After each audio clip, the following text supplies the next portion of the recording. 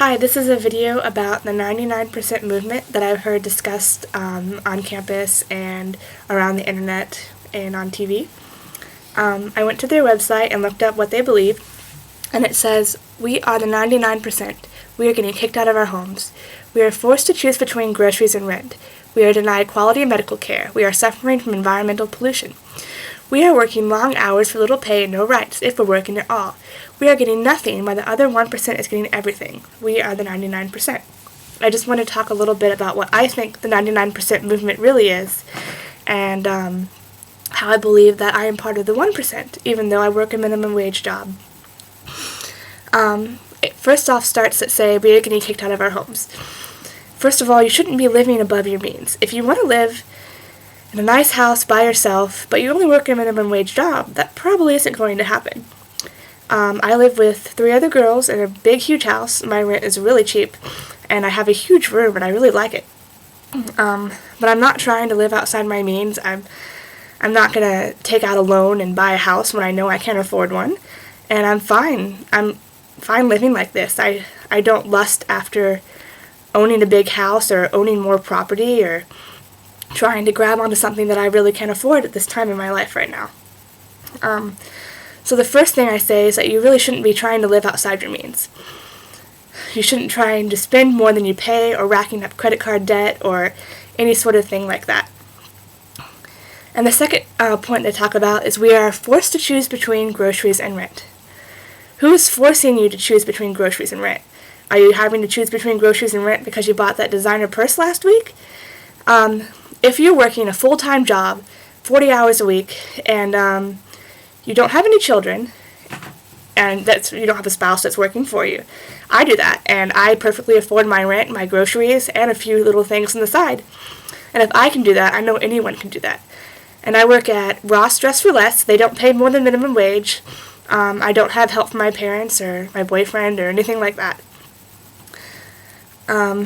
So you can do that. You're not being forced to choose between groceries and rent.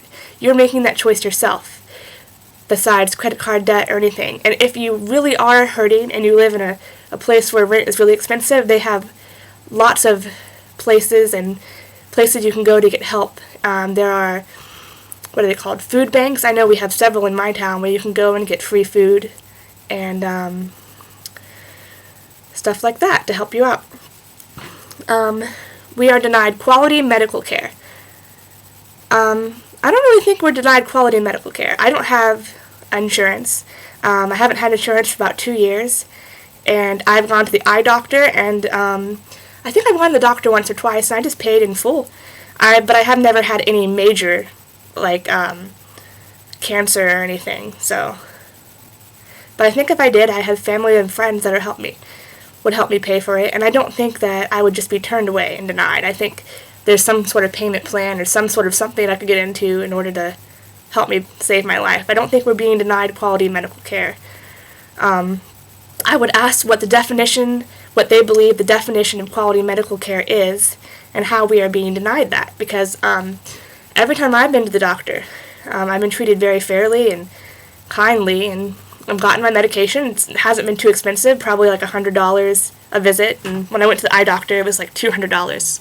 But that was because the glasses I got were a little more expensive. But that was my choice, and I didn't go into debt over it, and I don't think I'm being denied quality medical care at all. And it says we are suffering from environmental pollution. I really don't think that one's true either. I mean, unless you live in New York City or someplace where there's a lot of smog or smoke. I live in a beautiful I can't say that word, a beautiful countryside. I live about 3 miles from where I work, and no smog, no smoke, no anything here. We are working long hours for little pay and no rights. First of all, there are tons of rights when you are working long hours. I have to take a meal break every 5 hours, that's the law, and my company always gives me the right to take that break. Actually, I can't refuse the break, I have to take it, which is some kind of annoying. So I think they have too many rights that I have to follow. I have a 15-minute break that I get paid for on the clock. That's a great right, and I sell clothes at a clothing store.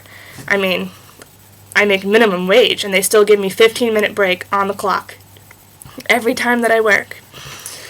I am working long hours, but I think it's worth it. I mean, I'm making the money I need to survive, and I enjoy my job. If I didn't, I'd find another job, you know. I have an English degree, and I don't really use that, of course. I can't find a job in my degree, but I still can find one to make the money that I need to make. We are getting nothing while the under 1% is getting everything. I would ask to define nothing. This is the one I had the most problem with because, I mean, I have running water, I have toilets, I have clothes, you know, I go shopping, I knit, I crochet, you know, I can do all of these wonderful things and wear jewelry and braid my hair and go on dates and see movies. How am I have nothing? I mean, I don't live in a third world country and I'm not starving to death. I have 1,000,001 things that are wonderful. I have my health, you know. I think basically this whole movement is pretty selfish and we shouldn't be thinking that the government or the people who are rich, who have worked hard to earn money, or their ancestors have worked hard and passed the money down, they don't owe us anything, you know. They worked hard for that money. If they came across it illegally or by stealing or gypping somebody or hurting somebody, that's wrong, and then they should be dealt with by the authorities, not by the common people.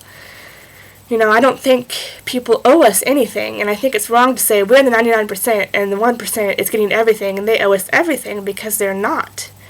So I think we should say today, what can I do to help someone else who's hurting, who might have a little less than I do, and not say, well, the big man upstairs, he owes me stuff because he has more than I do. So that's just what I thought about the 99%. Have a great day.